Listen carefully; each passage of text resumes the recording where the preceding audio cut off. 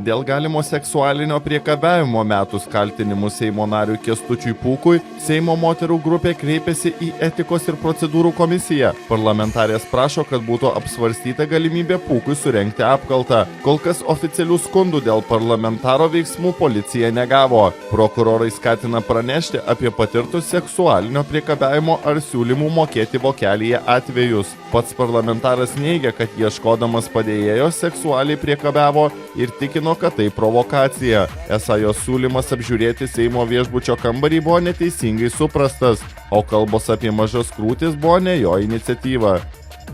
Žiūrėkit, jinai pati tą klausimą pakėlė, ne aš. Kaip aš čia atrodysiu, kaip aš čia būsiu, ar aš čia tikčiau, aš labai noriu čia. Sakau, nėra čia tau jokių trūkumų, viskas čia gerai. Na, aišku, biškai taip, žinot, gerai. Susirietos, bet įsities galima dar jauna. Tai čia jau išverčia visai kitaip, suprantat? Man jūs ta krūtinė, ten jūs ar yra, ar nėra, aš turiu žmoną, aš turiu vaikus, aš turiu savo šeimą. Tai ką čia kalba? O kalbos apie tai, kad būtų gal visai nieko lovai pasivartyti? Tai jinai tegul ir vartos, jeigu būtų nieko. Man, jūs pamatykit ją, tada pasakysit, kaip jau ten labai atrodo, kad vartytis norėtų ką nors.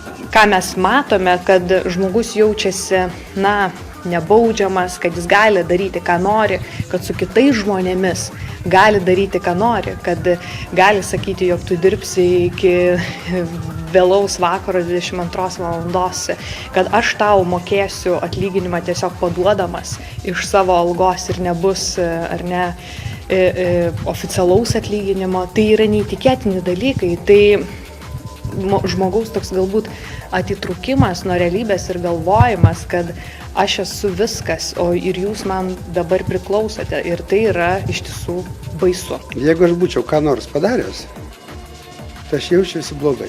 Man reikėtų aiškintis, teisintis.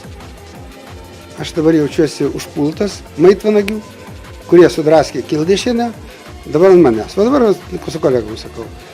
Elgesys toks, kad reikia čia išdaužyti tos, kurie atėjo pokyčius daryti.